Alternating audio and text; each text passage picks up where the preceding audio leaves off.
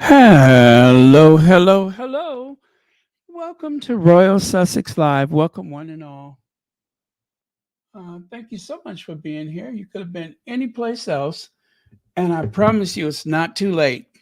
But you could have been any place else, and you decided to be here. Hello, Sonia Johnson. Thank you so much for being here. Let me see. Lady Metatrons. Uh, Amelia Rodriguez. Thank you so much. Judy Matasset. And who else do we have here? Joya Moore, Mary H. Worldwide birthday celebration. Wow, it's been a while. Joanna Hong, thank you so much. Lydia Washington, Peach Rose, Lakiva 1000. Okay. Anyway, let us get on with it, shall we? I don't think we'll be here more than an hour. Maybe. We'll see. So, Royal Storm Down Under. That sounds like a double entendre, but a Royal Storm Down Under. Let's see. Not a good day. You know how they say in Australia, good day, mate. Not a good day for Charles. Australia tour blow after every state leader pull out of official reception. I mean, these people are like the plague. Nobody wants to get anywhere near them. It's like they got that nasty disease. Yeah, nobody wants to be with them. Could you imagine?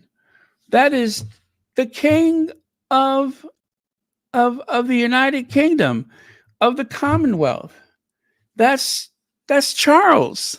Prince Charles, Bonnie Prince Charlie has finally gotten the main role. He's the king. And yet, nobody can be bothered. I don't believe it.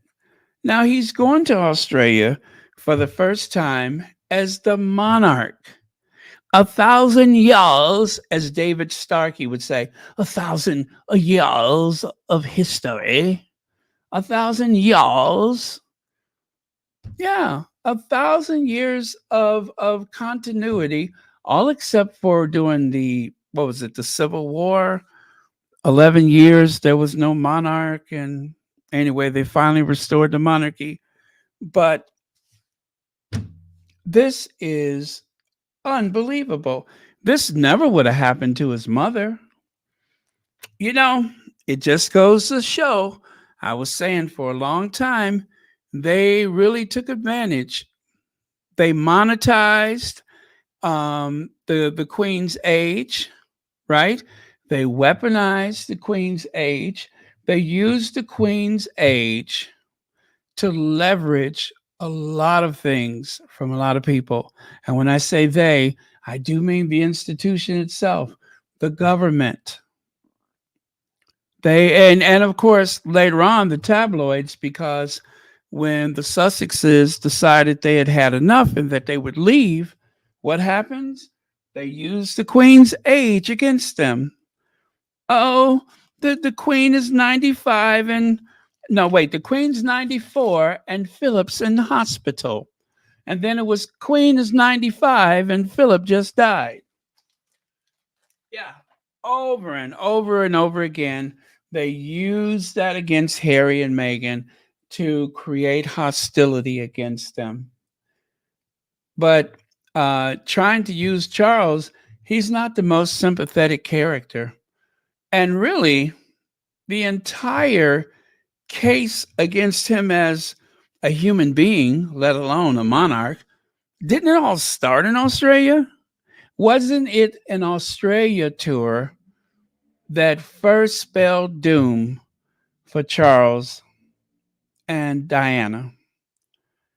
That was what spelled doom because of Diana's incredible popularity. Now, the last time there was a popular royal in Australia, that was Harry and Meghan. So it's a full circle moment. and much deserved. It is what he deserves because he's been abominable. He's been a very bad actor.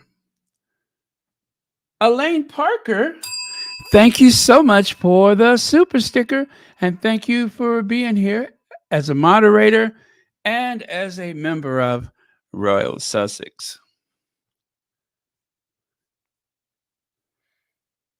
Let's see. Beverly says, Baron, you are, let's see, you're for real about this. They've all said they would not be welcoming. Yeah, I'm shocked though. I'm really shocked because, usually there's a lot of murmuring and then finally everybody comes together. But this is a thing. This is a thing. When there is a state visit, most politicians, even if they're, shall we say, an anti-monarchist, even if they're a Republican or whatever you want to call it for that particular country, if they're for independence, they always show consideration to the monarch because it's just good politics. It's that one person that has the ability to unify the masses. But instead of that, and I guess Graham Smith, when he said he was going down there, I was thinking, I don't know if that's going to work out so well because, there's bound to be someone who is incredibly sympathetic to the aging monarch, but it doesn't seem to be that case with the a lot of the politicians, a lot of the office holders. They don't want to have anything to do with him. They don't want to be seen anywhere in the vicinity of the royal.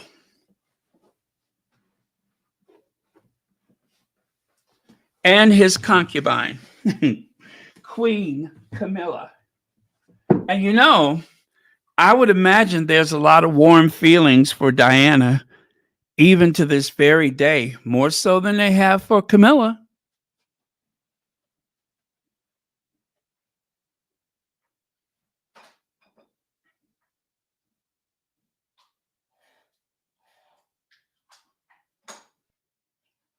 So, okay. I was standing at my desk, but I think I'll let it down. Oh, it's time to sit in my squeaky chair. Okay, next slide. After the Queen died, there was this, I would say it was like a campaign against the crown from the Guardian. The Guardian. One after the other, there was stories about how much the royal family really costs. There were stories about missing jewels. There was articles about offshore accounts. They even spoke about Charles and the Duchy of Cornwall and what happens to the estate if it's unclaimed. Or I'm sorry, if there's no will. Family members can claim it, but if there's no will, and I believe there's no will or no obvious next of kin, they're not going to. Okay, in the United States, and I don't know if it's like that in other parts of the UK, if someone has passed away, they died, and they don't have a will, your money goes into it goes to the state. After a while, it just goes to the state. The banks have to give it to that state in the United States. So they would give it to the state, and the state would hold it, and they would put out a public notice trying to find someone to give that money to. But in the very feudal system that still exists today in Cornwall, and I would imagine Lancaster, the Duke of Cornwall, or the Duke of Lancaster, as Charles is today, keeps the money and keeps the estate, which is so barbaric. And then they could use that to do with what they will. But if that person, there should be an exhaustive search for ancestors that they could mm, um, give the money to. Someone should inherit that money, not the sovereign who is already rich, not the heir to the throne who's already rich. Jeannie Rock Bailey, thank you so much for the super sticker. And thank you for watching Royal Sussex. Uh-oh. One moment, please. Hold on.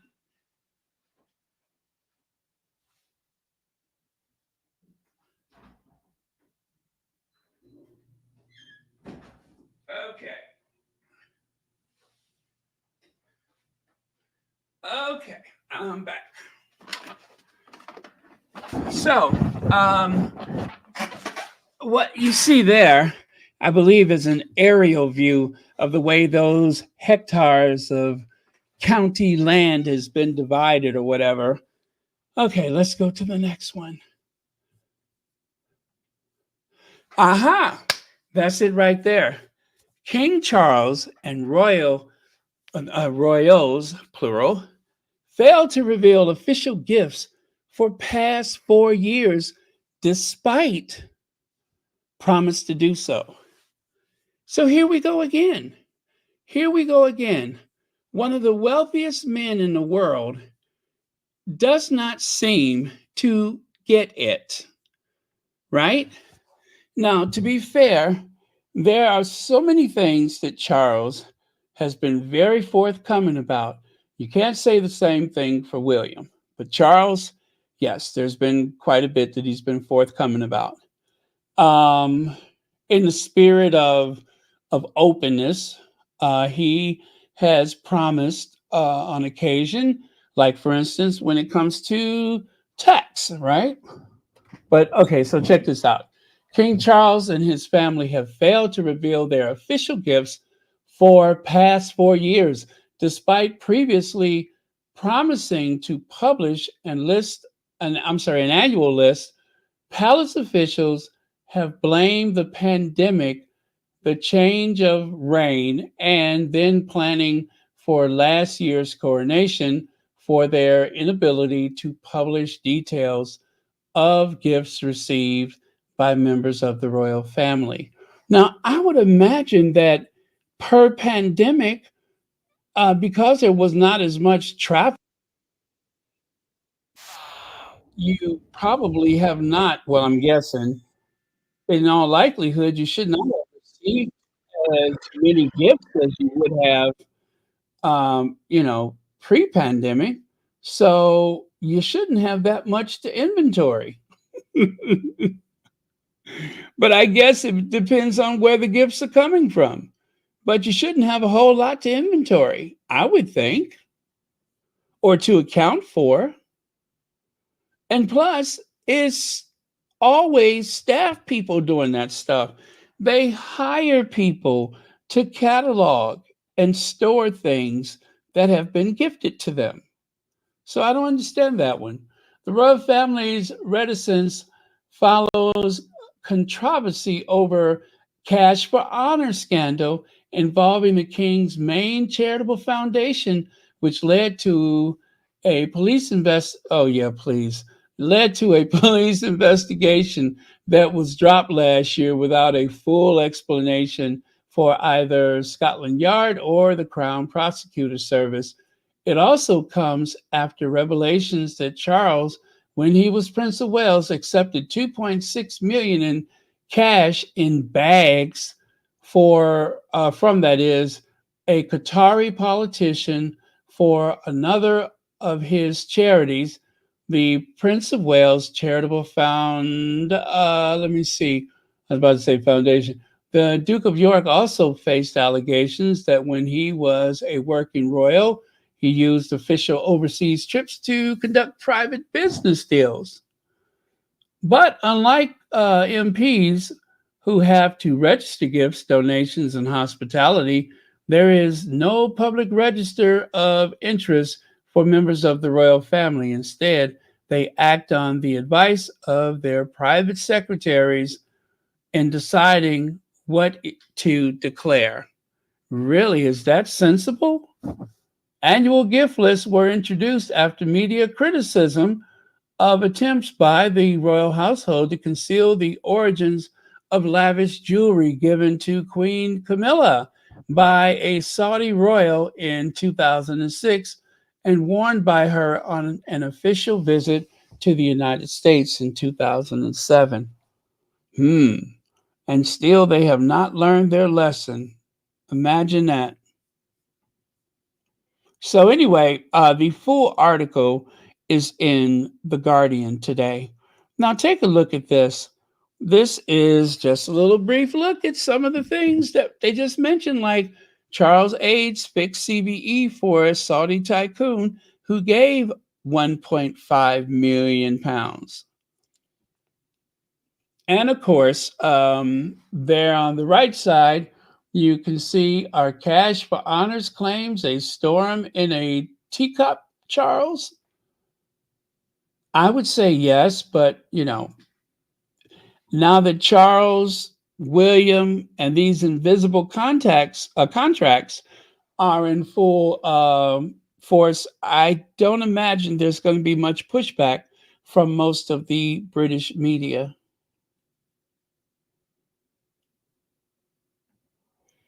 And then, of course, here's a couple of receipts I had saved up. Charles for sale. Charles for sale. Pudgy, childbearing hips. Charles for sale. Who's prepared to pay the price for a night at Dumfries' house? Charles for sale.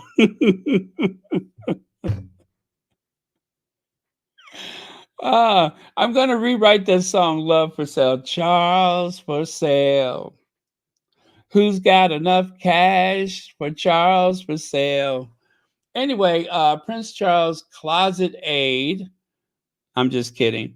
Prince Charles's closest aide. Nobody's in the closet.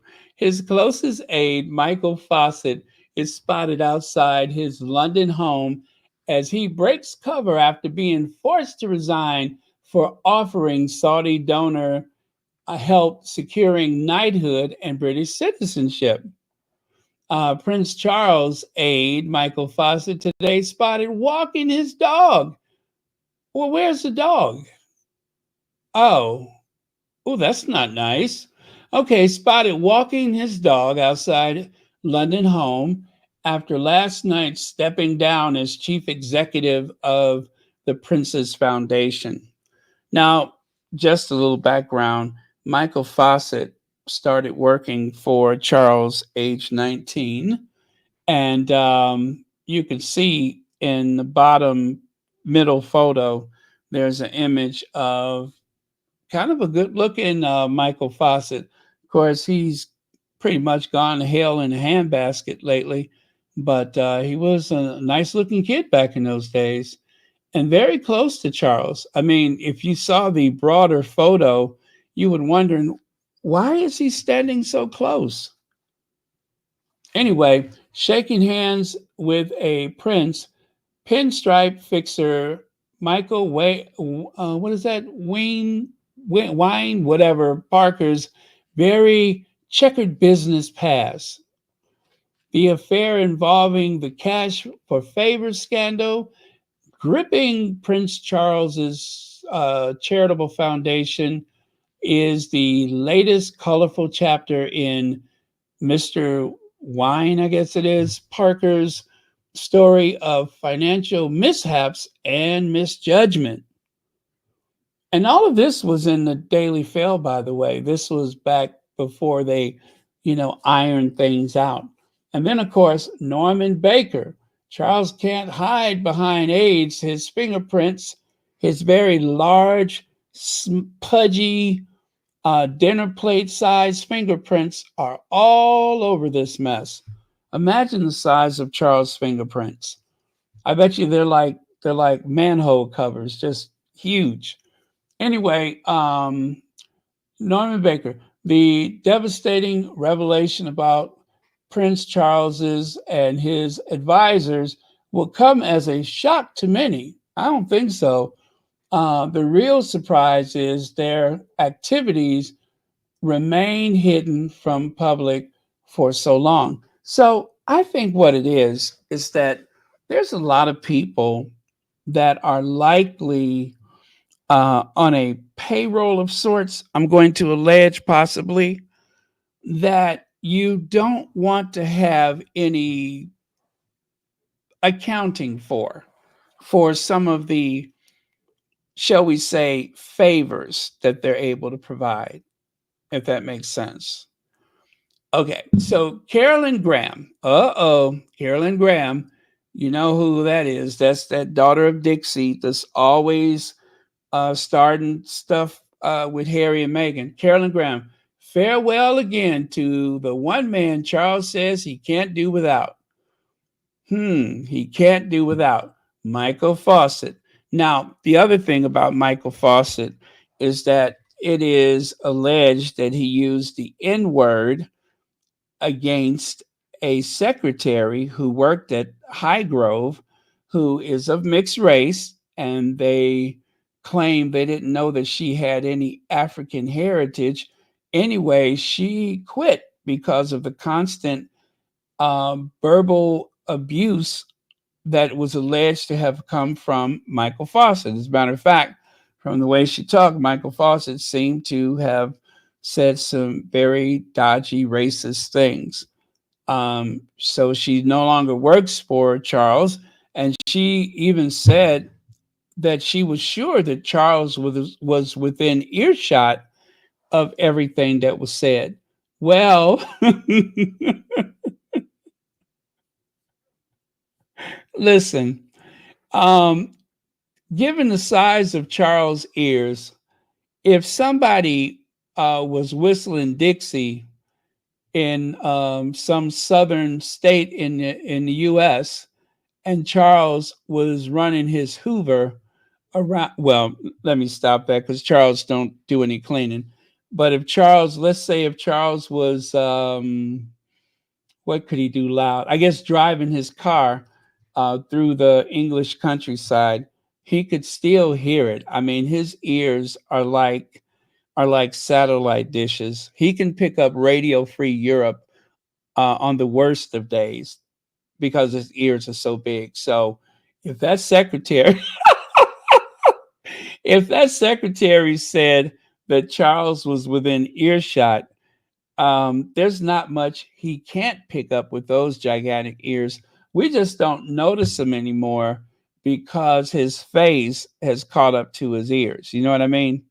You know how sometimes when someone is younger and they might have a big nose or big lips or big ears or something like that. But then when they get older, you don't notice it anymore because, everything's exaggerated like some sort of puppet or something. So that's why I always say his ears have caught up to his face.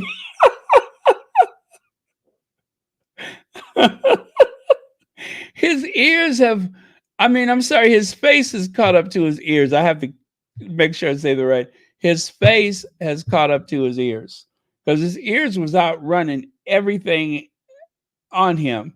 But all of a sudden, one day, he looked in the mirror and his face was all down on the sink and everything because, the elasticity was just like, F it, I'm out of here. The elasticity is just gone. So everything's just jowls and hanging.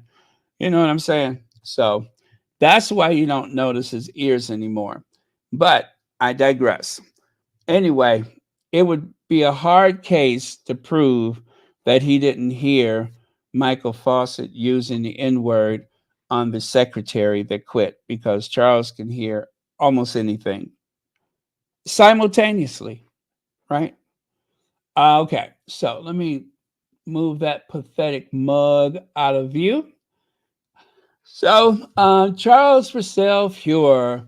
Let's see, it says Princess Charity dumps fixer and launches probe after, what is that? The something, what is it? MO, what is it?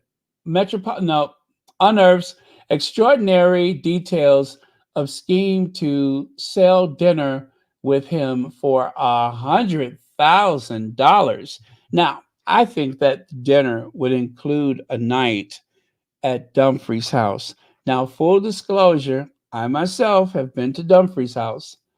Um, Very beautiful, and I mean to tell you, the way they have restored this house is nothing less than extraordinary. There's no other place like it. Over, what is it? Over 60 pieces, was it, of Chippendale furniture in the house, in which it was actually custom made for that house. And so I tell you, I have a very warm spot for Dumfries House. Okay. So at the time when all of this stuff came out, some of our more intrepid and creative squatties managed to capture the spirit of Charles and his Fortnum and Mason bags of money. Why it had to be Fortnum and Mason, I don't know, but they said that Charles received a Fortnum and Mason bag full of money. And of course, what was the first thing Camilla did? Stuffed it in her bra. Um, and to be fair, nowadays Camilla seems to be pretty much wearing, or should I say, carrying her upper parts in her waistband. So there's probably,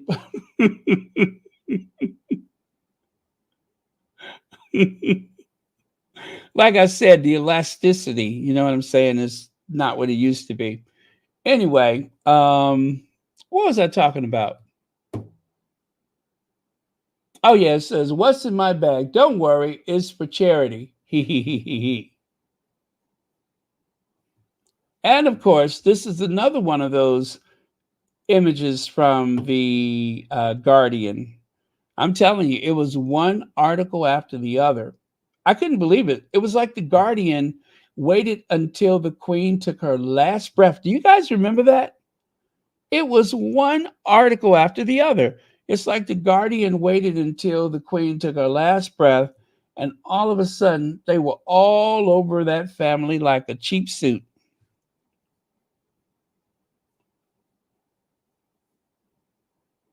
Okay, now on to another story.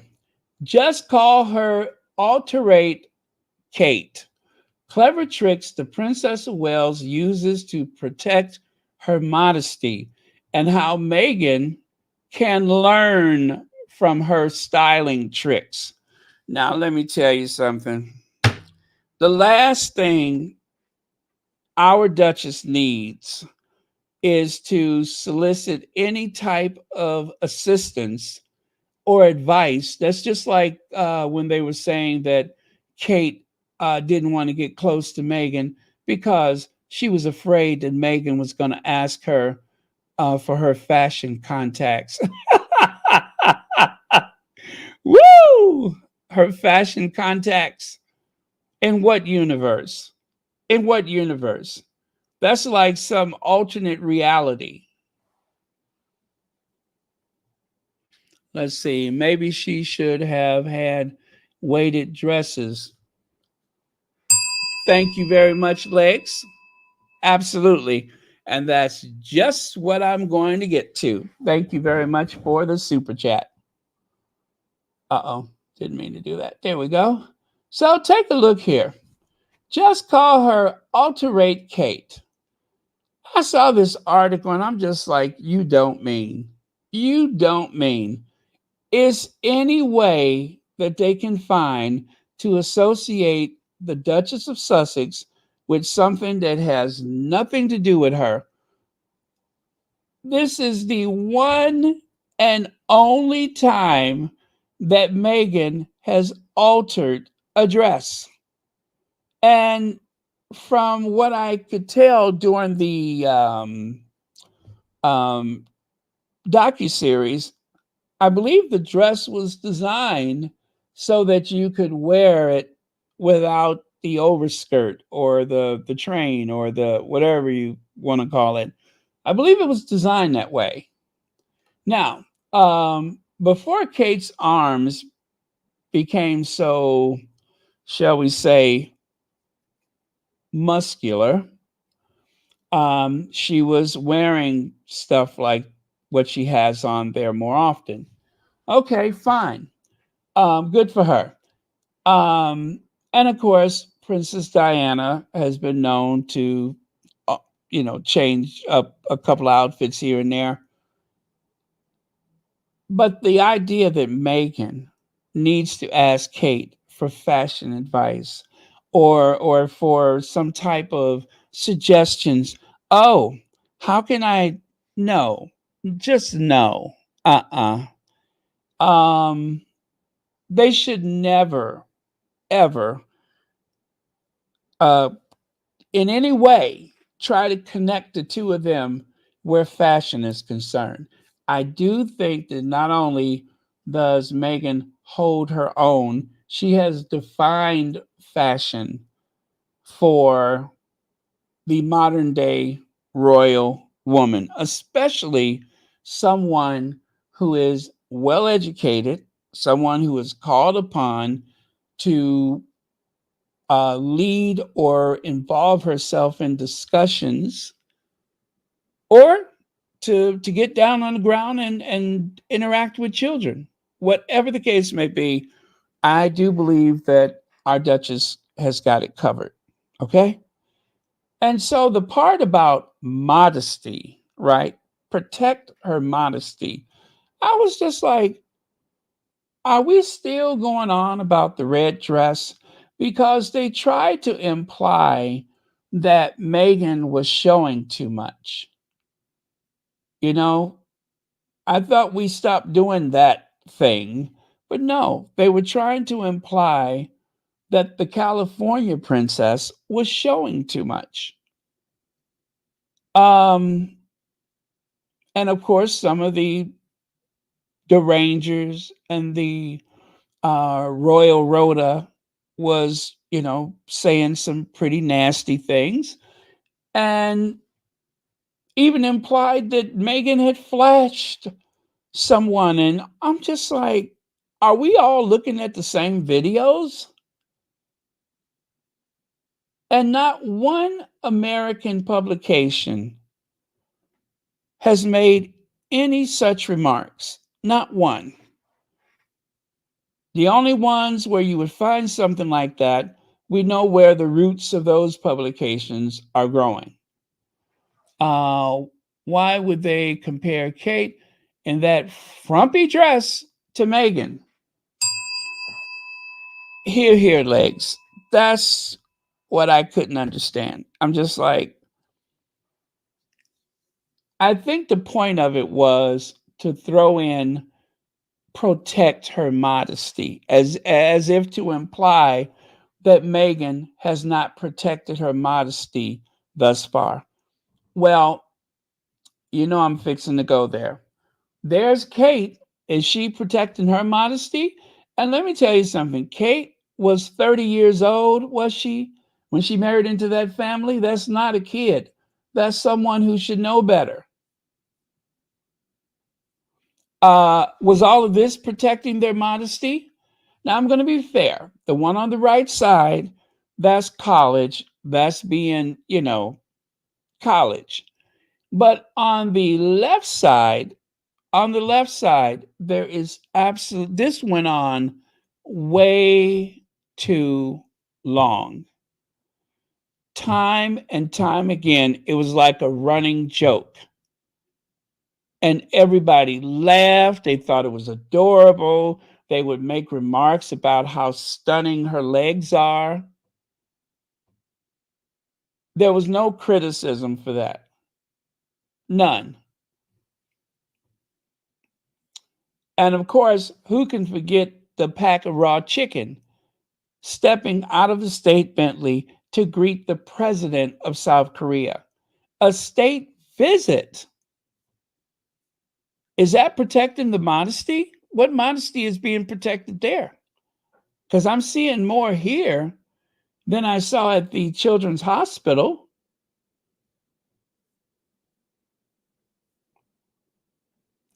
And the Queen couldn't stand it. The Queen could not, and I do mean she was speechless about it. She tried to play it cool in front of the cameras, but she was gobsmacked by the vulgar, cheap way that a future queen was dressing. And as for flashing children, they tried to imply that the children could see too much with Meghan's dress. What do you call this? What do you call this?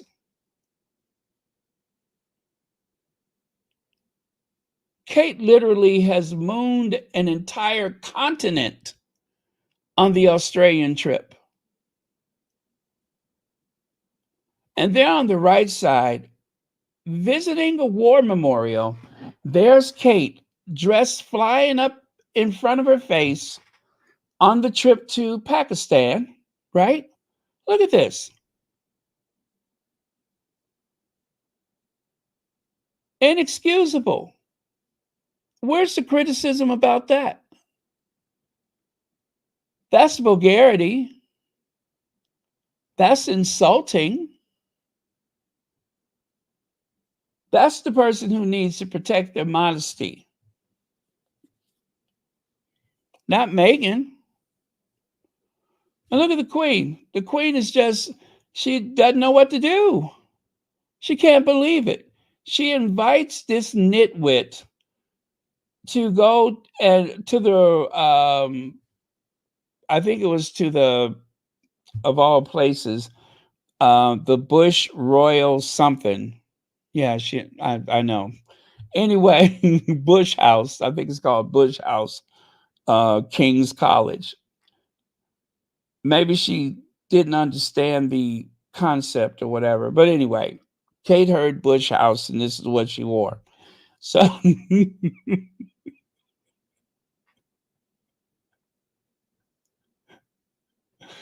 maybe she did understand. But yeah, so I'm just saying that she looks like some type of, I'm going to just say some airline from a certain region. I don't want to insult nobody, but a certain region. She looks like she works for an airline from, I don't know, some little bargain Russian airline or something.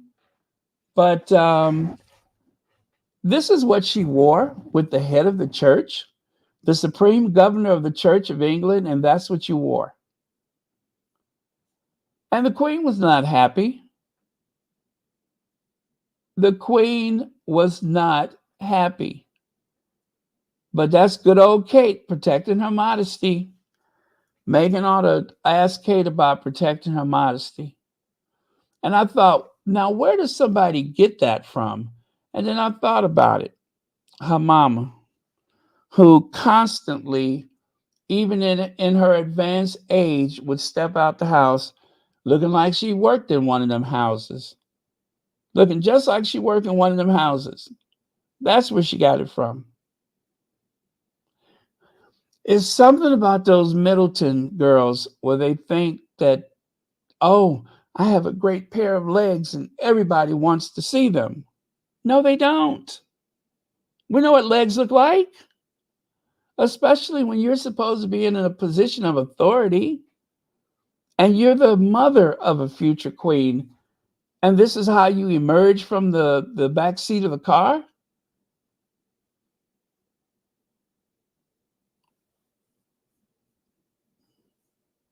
Now, talk of the town. Queen Camilla set to get her first official sculpture reluctantly Well, she should be she should be reluctant about it. If I was her, I would be reluctant too.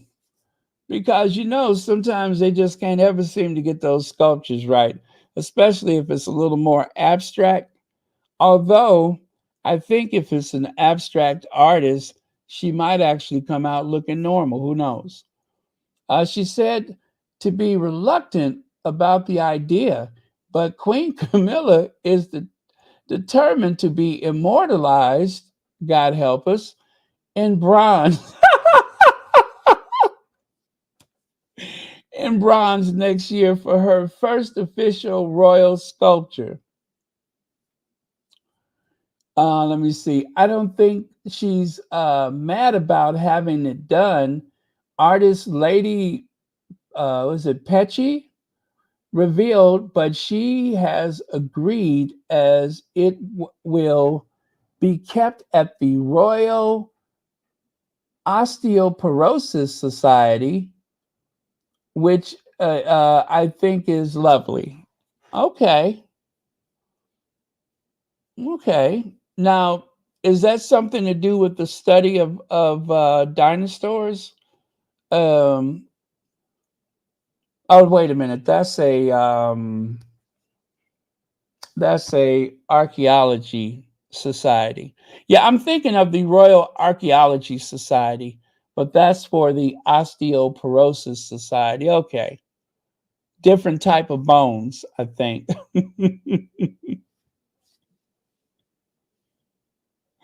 Different types of bones. Still fossils, though. They're all fossils. If it's coming from Camilla, it's not just a bone, it's a fossil. So I would think that if they brought in a paleontologist, an archaeologist, and someone who specializes in osteoporosis, they should use all three of the above mentioned as technical advisors just to make sure they get it right. You know what I'm saying? Because for a long time we used to think that dinosaurs was dragging their tails. Now we realize that they're more, hunched over. And so, like I said, if you involve those three fields of expertise, I think that you will have a rather, um, shall we say, um, authentic, right? Believable, authentic sculpture. The Queen is president of the charity, which will display the finished work at their headquarters in Bath, with a copy going to Clarence House. Oh no, you mean to tell me there's going to be two of those things? Three if you count Camilla. But okay, okay. I mean, if I could see the money would be better spent someplace else, but if that's what they want to do, it's probably part of some um, long-term study.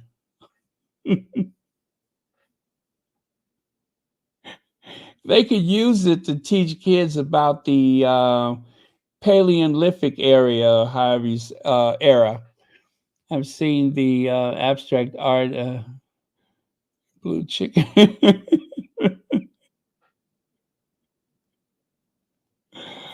uh, it would be a waste of money. I think so. But like I said, they might be able to use it to help educate kids. I'm sure they could just go pull something out of the La Brea tar pit and clean it up and put it on display and just say, oh, yeah, that's the Queen Consort. I'm pretty sure that there's a lot of stuff that they have in the archives of the British History Museum that they could just, present. But if they want to start off from scratch, fine. Now, oh, I cannot see that. Let me see. I'm going to try my best. Okay. Customers are reminded that these newspapers are merely the opinion of a small group of billionaires desperate to influence public opinion and are not 100% factually. reflecting reality. Please cross reference everything you read. Thank you. Now, I don't know. I guess some well meaning individual brought that to the market and or the retail space or whatever and just dropped it in there. But really, they should have that warning on the front page, just as big as that. They should put that on all of the tabloids because none of those can be trusted. None of them. And there was a time, well, you know what? Time magazine, I don't know if somebody has bought them out, but I remember Time and Newsweek. God, I hate that they hijack Newsweek, but it's like you could hear references to Newsweek in all kind of old movies and everything because it was a very trusted news source. Now it is a tabloid. And the reason why they take over those very famous uh, publications is because people will believe them. That's why they wanted the New York Post. I mean, I'm sorry, not New York Post, but the Washington Post, not to be confused with the New York Post, which is a mess. Um, and it's all thanks to the likes of Rupert Murdoch and Lord Nappyhead. And that gruesome photo that does depict the type of journalism that has been coming out of those publications. Scary stuff. When the British working class stop reading right wing news, we will see progressive change. I agree with that.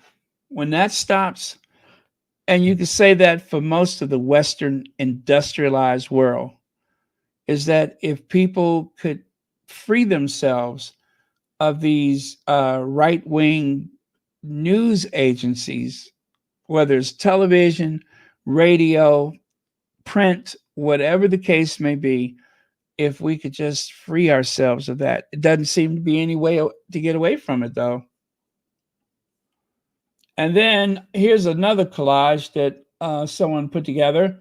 Put them all in a trolley, take them for a little walk, wank them behind the wheat bix, eclipse the sun. Yeah, eclipse the sun. In other words, hide them someplace in the shop where nobody can find them. You don't have to destroy them or anything like that. And of course, I'm not condoning such behavior, but this is something that is an option. Is to this person suggests that you throw it behind the wheat bix. By the way, that's some great cereal. I've had that before. I don't. They do sell it here in the U.S., but usually like at Whole Foods, I think. But yeah, okay. They're a lot like shredded wheats. And of course, never look directly at the sun. Yes, never look directly at the sun because somewhere behind the blinding light is some shriveled up old Aussie ruining the world. Yep. Rupert Murdoch gives Australia a bad name. A bad name. I call it the triangle of evil. Australia, the UK, and the United States. They all feed off of each other. All of them have a fear of others, a fear of brown people. They have some people that are so nervous that, oh, the brown people are coming, the brown people are coming. The weird thing is, I wish they were that concerned when the brown people watched the white people coming with their guns, with their warships. It is the one thing that is so obvious, and yet I think for the sake of sanity, we try not to think about it most days. But um, colonization has really done a job on humanity. Some of it good, but the history of it is so bloody. It's painful to think about. And people like Rupert Murdoch is trying to rewrite that history, trying to gaslight us into believing an alternative reality, right? An alternative reality. That's what they're interested in. Nash Singhby says, Baron, thank you for all you do for the squad. I really do appreciate you. Well, I appreciate you as well. And 23 months membership. Thank you so much for being here. So, again, do not look directly into the sun. You'll find a lot of conservative, right wing nut jobs there, starting with Rupert Murdoch. Scary man. Very, very scary man. Uh-oh. Ministry of Hacks. Ministry of Hacks. You guys, I do believe he apologized for something. I'll let you hear it for yourself. I was like, say it isn't so. But yeah, he said that he owed an apology. Let's see what that's about. I think as an adult, it's vital to admit when you're wrong. I'm putting my hand up here and I'm saying that I think I was wrong about the Kate facelift rumours. This image, of course, taken by Hello Magazine, was from Kate's visit to the families of the Southport unaliving victims. And my heart goes out to those families. I don't know how they're continuing with life. But back to the story, Martin. This unedited and unphotoshopped image of Kate is 3 days old. And looking at her with the unedited version, I think it's clear that she's not had a facelift because she looks great, but she looks her age. And that's not a bad thing. I'm 52, 53. I lied then. I'm 53.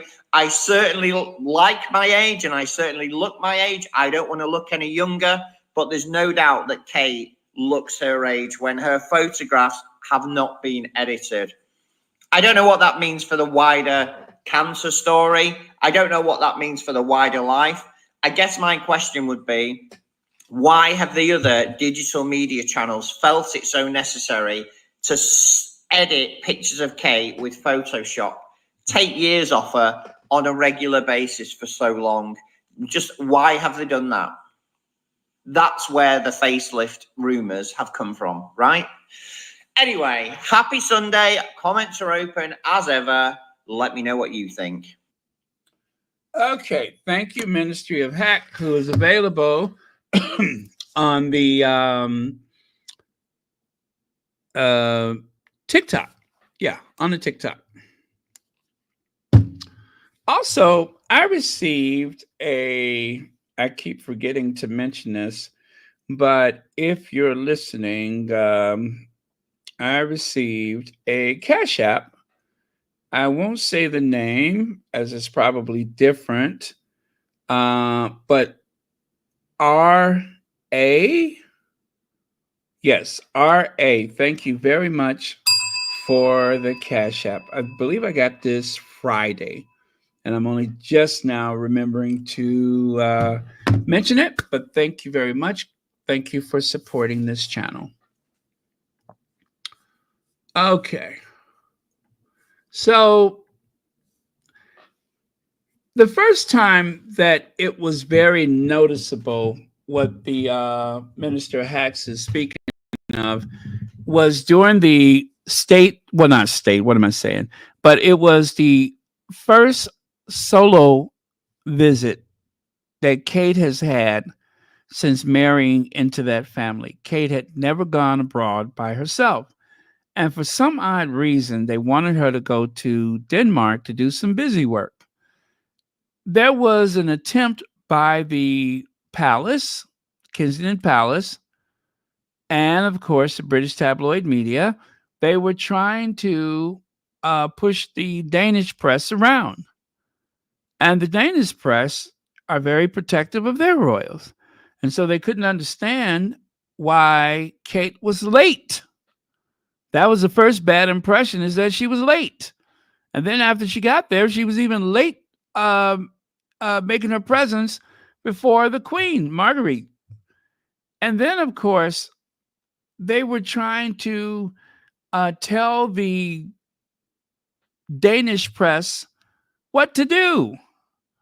And so it's a tale of two kitties, a tale of two Kates. On the left, the British media, soft focus, airbrushed, angelic looking. That's the invisible contract airbrush. And on the right side, the Danish media, no invisible contract. It is what it is. On the trip to Belize, I believe they were in Belize. Again, on the left side, the very soft, angelic focus. On the right side, it's hard to believe, but look at the earrings. That photo was taken at the same time, same place. I mean, of course, different photos, but they have been doing a disservice to Kate for a long time. It's not us. It's not what we think. It's what they've done. They have created this unattainable reality.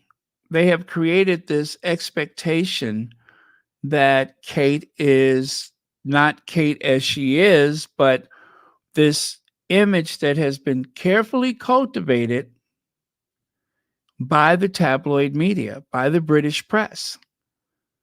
And when other news agencies, you know, take the same photo, when they buy the photos, in some cases they actually buy them, they don't touch them up. They just put them out there. That's their choice. That is their choice. The other thing that's bad about it is for impressionable young women who are getting, they're growing up and they're taking cues from people that they see in the press, people they identify with in some cases, is giving them an unrealistic expectation. We get enough of that with all of the, the famous people, the TikTokers and the, these fashion, I forgot what you call them, but like the Kardashians. We get enough of that with the Kardashians, an unrealistic expectation about what the aging process is.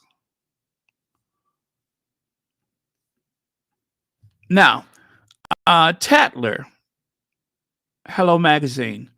Tatler decided to go with the airbrush. Hello Magazine is using the raw photo, which surprises me because usually Hello also touches up a lot, but they decided not to. They decided just to put it out there.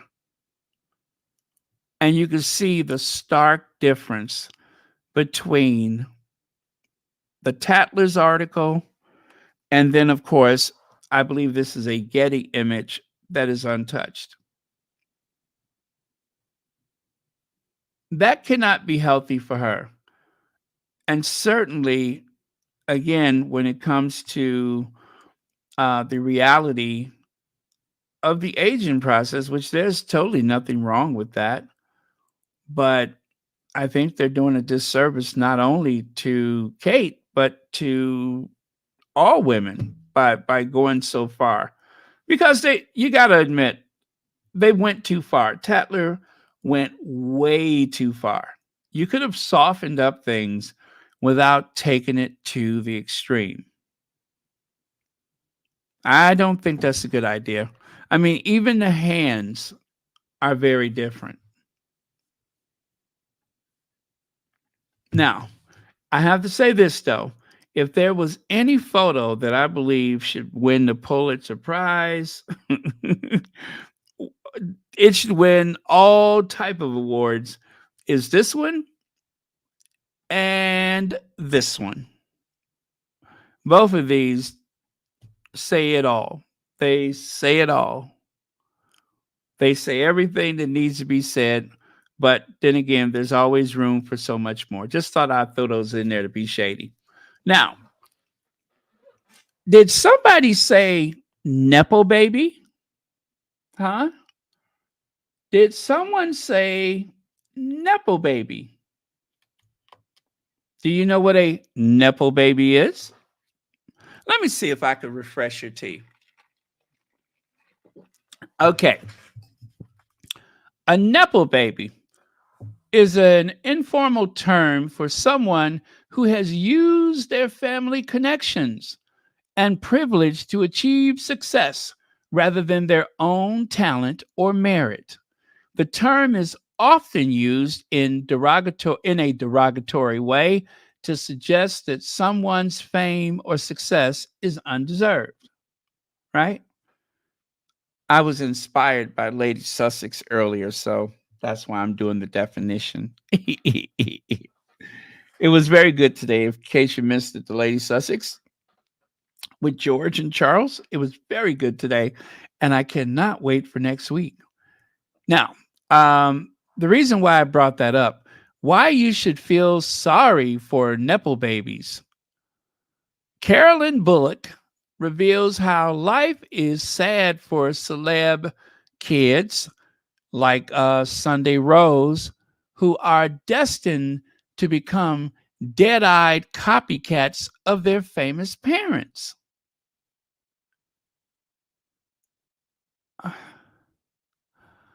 Are they tone deaf? This is what you call tone deaf. A publication like the Daily Fail, which is owned by someone else who's very tone deaf, Lord Nappyhead, also known as Lord, what is it, Ruthermore, Furthermore, or whatever his name is. He is the racially ambiguous owner of the Daily Mail, also known as the Daily Fail. I referred to him as Lord Nappyhead. Anyway, that's Lord Nappyhead's paper. So, how awkward is it that every day, whether or not we want it, we get huge doses of, oh, Kate this, oh, William that, oh, Charles this, oh, Camilla that, oh, Camilla is this, and Kate, she's always, they want us to believe that Kate and William, Charles and Camilla, they woke up early in the morning, they split the atom, they created a cure for diseases, they have managed to engineer a way to burn less fuel and all of these fantastical things that they have done because, well, it's not because they were born an accident of birth that William is the future billionaire king instead of just being the billionaire heir to the throne. That ain't why he's going to be king. It's not just an accident of birth, it's destiny. It's his destiny. It was meant to be, right? It is what do they call it? Oh gosh, I can't think of what it is, but anyway, it's meant to be. He's not a Nepo baby. He's earned his way, doing little as work possible, showing up when he feels like it. All of that should not be considered. He was meant to be king. You hear me?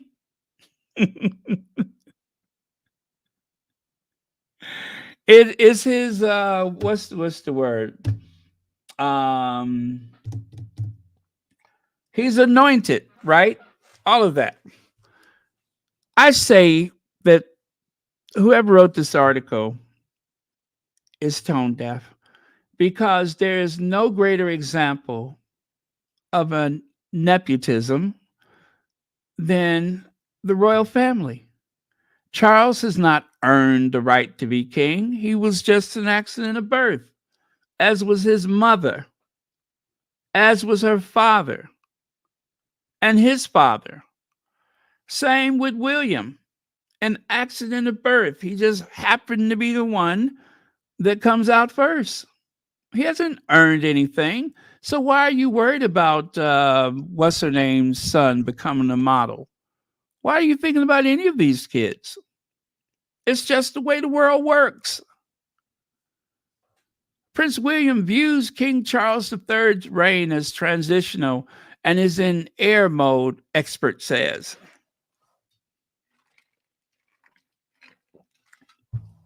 William won't even wait until his father dies, and he's already thinking about the job. The royal family is nothing without nepotism, and usually the one who takes the throne is the one who has zero personality, easily molded, right? Easily controlled. And I think that right now they got William just about where they want him. Before he was a little bit too unpredictable, but now he's a company man. And same with Charles. Charles, who used to be this pseudo intellectual, thinking about ways to improve the world, you don't hear any of that now. He's satisfied just to hang out at Highgrove and eat all that organic butter and stuff. All of his personality seems to have been drained away, but it's still nepotism. That's all it is. So why are you calling out people that actually have worked for a living in comparison to the sovereign and the heir to the throne who step by step just happened to be there? And George will be the next after William. What is there extraordinary about George? It's not obvious to us now, but you could have said the same thing about William. And now William is what, 43 years old? And there's still nothing to him. Now, Harry, of course, would have made the better king, but that's not the way it works. Harry is doing everything he can to prove himself as considerate, hardworking, thoughtful, as opposed to the rest of them that are just collecting the money, doing these little visits and calling them work. Researchers finally tracked down 4 generations of one family who have never worked and never will. 4 generations.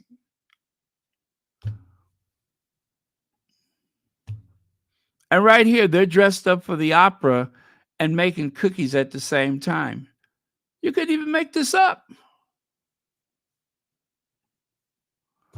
And speaking of Nepo baby, how about this one? Charles tries to shield Camilla after son admits using baking soda. It starts at the kind of fashionable London party and nightclubs fetid with the society columns. Now, that was back in 1999. Maybe that explains why Camilla is posing like John Wayne. I don't know what that is, but her son was notorious. Do you hear me? Notorious. But because her mother is because his mother is the queen consort, not because he earned anything. Look at this. Now, look at how this is how Nepo babies work. Guest of honor, the Duchess and Lord Rothermer, who owns the Daily Mail, right? Then sweep your eyes to the right. There's Camilla and the prize, the king, King Charles III. Keep going to the right. There's the Nepo baby, who only is because of what his mama does or who she does. So Tom Parker Bowles is an award-winning food writer and broadcaster, as well as being restaurant critic for the what? The Mail on Sunday, where he has worked for the last 23 years. Nothing to do with his mother being, the concubine, the adulterous queen. Let me see here. He has he is the author of 9 books. His latest, Cooking and the Crown. Anybody else that was doing what he was accused of doing, something that has not only been mentioned in the New York Post, but other publications, what he has been notorious for, others would have probably gone to jail, but not him, because his mother was, in a relationship with the future king. I believe that may have straightened it all out.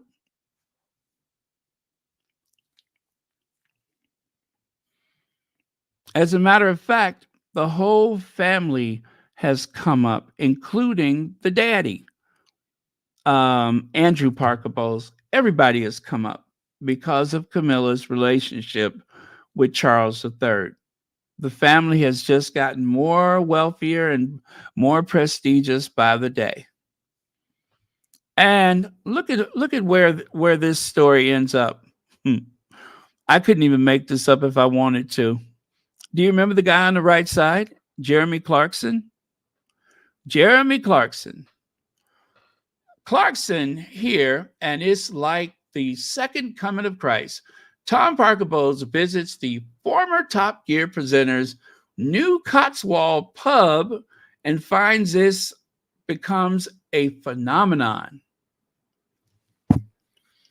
So the person who had a Christmas luncheon with his mother and then went home and wrote a nasty article about Meghan being covered in feces and paraded around the countryside just happens to get a wonderful review from the Queen Consort's big head son, who is a food critic, an author, and please don't mention baking soda. Is that nepotism or what? If that's not what it is, tell me what did we just see here? So, having covered all of that, why don't we go back to where this started, shall we? Why don't we go back to where that started? Let me see. Did somebody say Nepo baby? Huh? Is a informal term for someone who has used their family connections and privilege to achieve success rather than their own talent or merit. The term is often used in a derogatory way to suggest that someone's fame or success is undeserved. I rest my case. It's just weird that it ends up with Jeremy Clarkson, doesn't it? Now he's out there encouraging people to go to Jeremy Clarkson's restaurant. Someone who has had more scrapes of controversy over racism. The only person who I think, actually, he's probably neck and neck with Princess Michael of Kent. Also someone who appears to be quite racist. And yet, they're the ones that are rewarded by people like the Nepo baby. The whole system is tainted. Do you hear me? The whole system is tainted. This is why nobody ever really gets in trouble. This is why nobody ever loses anything. In the U.S., Jeremy Clarkson's behavior would have definitely hit him in his bank account. I mean, and hit him bad. But over there, he's rewarded. The Queen's son gives him a glowing interview for his little dodgy pub out in the countryside. Let's see here. CJ. Oh, okay.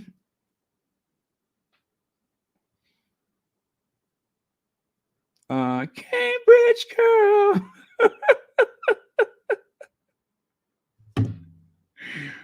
Thank you for remembering that, and thank you so much for the Cash App.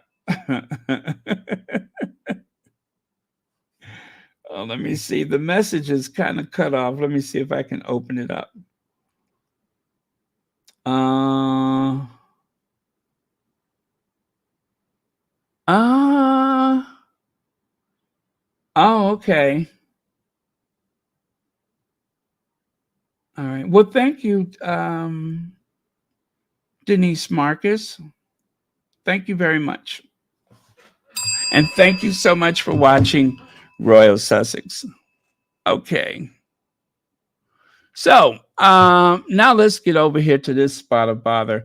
Buckingham Palace let down Prince Andrew in handling of the abuse allegations. Close friends suggest it was a mistake not to publicly address the fact in what is that? An immediate aftermath of Duke's disastrous Newsnight interview. Are we trying to rewrite history again? Are we trying to reimagine the actual events? I shouldn't bother. The money has been paid to someone you never met for something you didn't do. You caused massive humiliation for the institution and your mother. Now it's time to move on. Now it's time to move on. Because to admit that something was mishandled, which I don't think it was, just like everybody else, including Jeremy Clarkson, whatever misdeeds you have been accused of, it appears to me you've gotten away with it. So what difference does it make? And as Ministry of Hacks said, throwing this article out there, what are they trying to cover up now? What is this cover up about? And that's what it appears to be, is that it is like some kind of filler that when they do this, they are trying to see what the public's reaction is going to be. They are gauging their public reaction. That's what they're doing, to see what they can get away with. That is the purpose of this. Now, who it benefits, I would imagine Andrew, but he sits back and he monitors, he wets his finger and tries to see which way the wind is blowing. So that way he can try to revive his public life. Even now, he is still plotting a comeback. He's been doing that for the longest. His best possibility of a comeback was when his mother died. If I was him, I shouldn't bother. Just leave it alone. Just keep riding around Great Windsor Park on that poor horse that is forced to hold you up. It's over with. Let me see here. What do we have? Let me see. Oh, okay.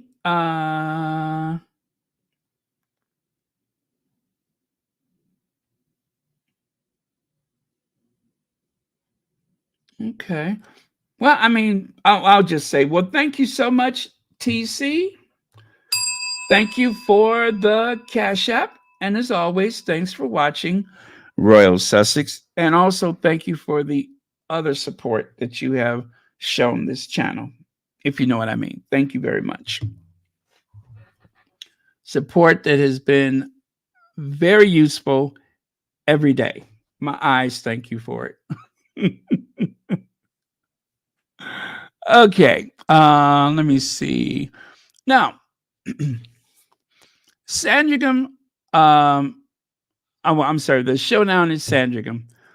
The last thing I ever want to do is to compare or equate or anything between Harry and his uncle. We get enough of that. But the thing is, that article, as it was written, seems like it was trying to help rehabilitate Andrew, who does not deserve any rehabilitation. Harry, who only wants to be left alone, they won't even do that. And there's not a chance that there's going to be anybody revisiting what happened at Sandringham. There's no possibility of that. The fix was in when Harry walked into the room. When Meghan got on the plane and went to Canada. Okay, check. Harry's alone. Check. Set up a date at Sandringham. Check. Make sure, and I just found this out, but I do believe that Samantha Cohen was one of the people in the room. I don't believe Harry mentioned it, but I do believe the Queen's secretary for almost 20 years, Samantha the Panther, was one of the people in the room. When I saw that, I'm like, oh my God. No wonder they wanted Meghan on the plane. No wonder they wanted Meghan out of there before Harry could meet the Queen. I don't think we have a complete account of how many people were at the summit. I don't think that Harry ever said so. I don't know that we would ever find out. But it would be interesting, should that ever come out. But I don't know. It might be better just to leave it alone. But I just found out that in all likelihood, Samantha Cohen was in the room. And she did not like Harry, and she definitely didn't like Meghan.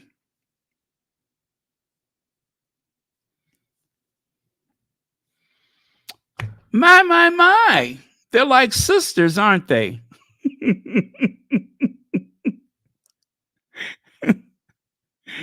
And we're going to end with this one. They're just like sisters. I don't know. It seems like they were separated at birth. I think I have just found the lost Middleton sister. I was wondering, why is it that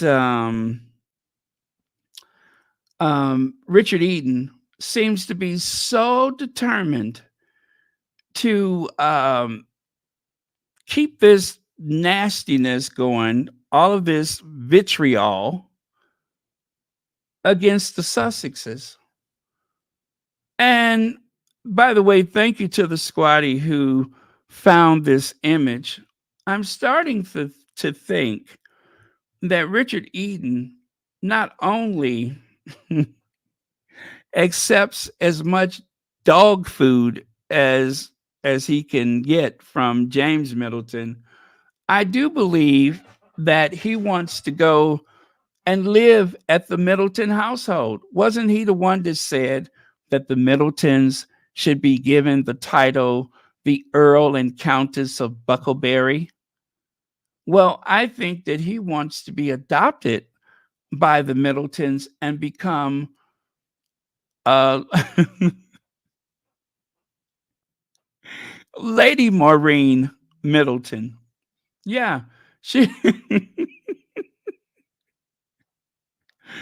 she wants to become Lady Maureen Middleton.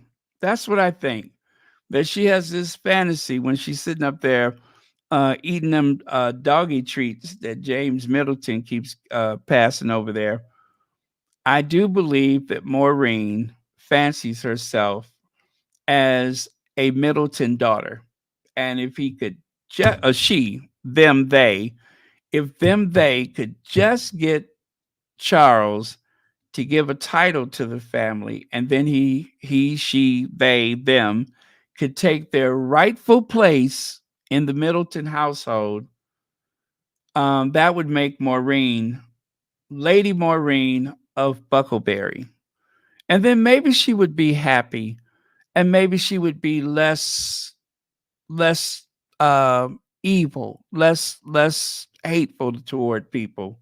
Like Harry said, maybe if Camilla married his father, then maybe she would be less of a threat. Well, maybe if they make Maureen, Lady Maureen of Buckleberry, maybe she'll leave the Sussexes alone. That's a big maybe, but I hope so, because there's something disturbed and unfulfilled about that individual. And there's some vendetta, some hate campaign that is outside the rest of the royal reporters. With Richard Eden, it's a daily assault and also making up details, almost like a stalker. So anyway, I think she, them, they, him will be very happy as part of the Middleton household. Yep. So anyway, thank you all very much. I just noticed that BS Speaks Royal is here. It has been a while. Thank you so much for joining us. Hello, Vanzola. Okay, that was an hour and 28. I tried to shave it down to an hour. You think Maureen is jealous of Omid? I think a lot of them are jealous of Omid. Ooh, and when Omid starts cashing them big checks, Lord have mercy. Because let us not forget, Omid Scobie has a is it like a sitcom or something like that? But Omid has some rights to some program or whatever they're making. So they had a bidding war and everything. Oh, thank you, Lydia Washington. All right, so let's say goodnight for now, and I will see you all tomorrow. Hopefully, we can come on as early as possible, and we'll pick up where we left off. Thank you very much, Cookies and Cream. Everyone, please continue to pray for the Sussexes, each other, and the world. Pray for all of those who are sick, bereaved, or just need of prayer. Let me see. Why don't I do this? Because it's moving. There we go. Bereaved or just in need of prayer, pray for those impacted by the storms. Yes, pray for those affected by the storms.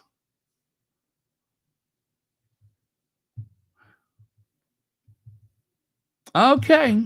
Cheers, everyone.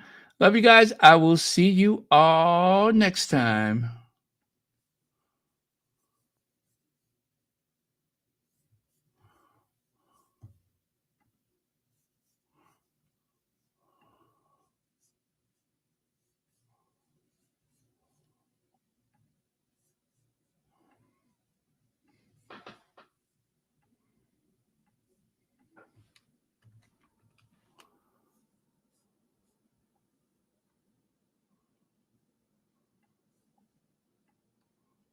Meghan in a Valentino white. Compare, I hate to do this, but compare Meghan in a Valentino white, absolutely wowing the crowds, and dear Kate in that very staid 1940s Amelia Wickstead coat. Oh, you're really winding me up now. Yeah. Well, I knew that would upset you, Richard, because I know you're more of a Middleton kind of girl and you like the sort of twin set and pearls 50s look. But all I'm saying is, who's speaking to the future generations, the younger generations? It's Meghan. That's right. Richard is a Middleton kind of girl. She said it, didn't she?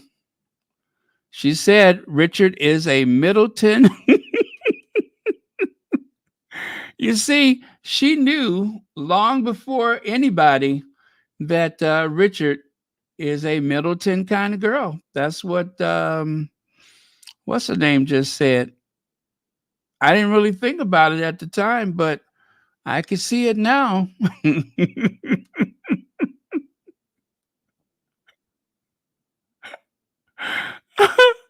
I can see it now. Did not realize it. You know what I'm saying? You know how sometimes you hear something and you just kind of put it away in your mental Rolodex and you don't think about it anymore? Well, that's what she was talking about. Maybe she knew something that the rest of us didn't. Just like when she said this.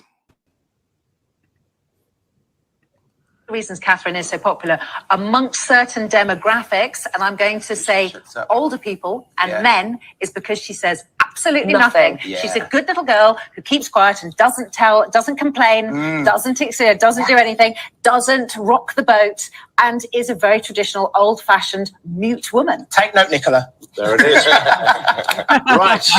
One of the reasons Catherine is so popular amongst certain demographics, and I'm going to say older people and men, is because she says absolutely nothing. She's a good little girl who keeps quiet and doesn't complain, doesn't do anything, doesn't rock the boat, and is a very traditional, old-fashioned, mute woman.